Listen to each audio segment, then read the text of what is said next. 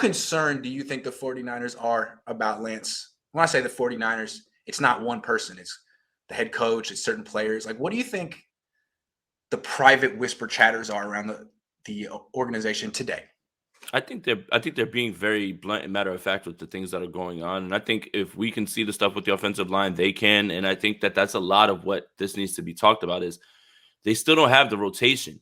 Like Brunskill's not taking right guard snaps. Burford is. Yeah. Banks was struggling a little bit. Like that, like the Burford thing is a little like I understand why he's there, but I was shocked to see him there immediately, especially when Brunskill can already just slide in there and play. No injury or anything like that. It seems like they're trying to get Brunskill prepared to play center. Yeah, they are. Like, and that's center. Yeah, that's another shocking thing because all they did was talk about Jake Brendel, and all of a sudden yesterday I look up and I'm like, that's Brunskill as center. So I don't know. Yeah. How much how much of this is you have no idea what your offensive line is going to look like outside of like one or two guys? That's the bookends. Everything else is completely shot from everything we thought the offensive line would be projected to be.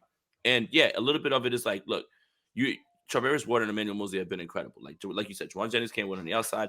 All of those things are true. Like, it's absolutely true. So there's context to all of that, like, that needs to be talked about. How concerned are they? I don't know. I have no idea how concerned they are, but I'm sure that they're seeing all the same things that we are, and they're talking about it in the same way. They're not just ready to throw everything away on the kid just because of 2 bad practices.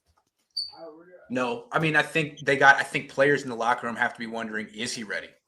But I think the Niners, Kyle, if he's being honest, has to be looking at this offense and being like, am I concerned about the whole thing? Because it's not just the passing game that's struggling right now. It's the running game too.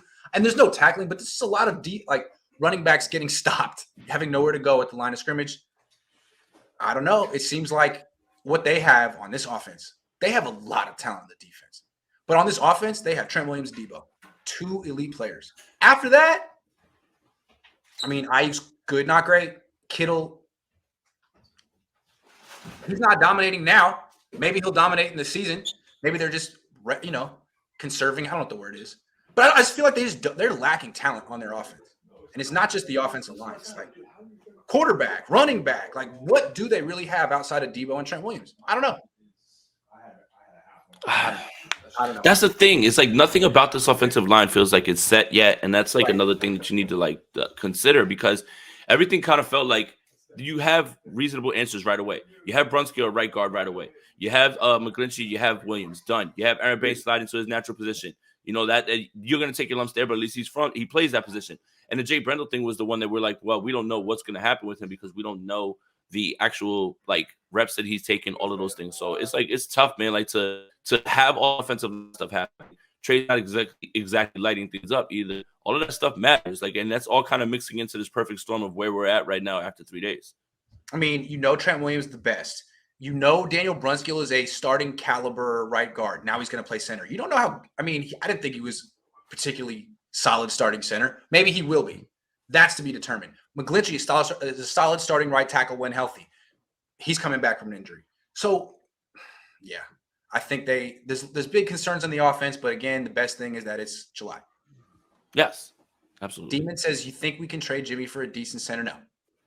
Sorry. JC Tretter's probably going to get a call now that Ryan Jensen went down from the Bucks. Yeah, so good point. Swan Song says Herbert 8 for 20 today with a pick. Pass rushes, QB bang. Yeah. And look, 2 days ago Justin Fields looked bad. Today he looked good. Like Carson Wentz looked good the day before. He looks bad. Like again, it's really really early on, and then there are much more established quarterbacks that are not exactly lighting things up either.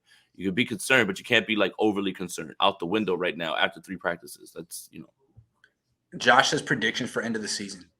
I'm not going to deviate from what I predicted before when I saw the schedule come out. I said 9 wins. That's the baseline, I think.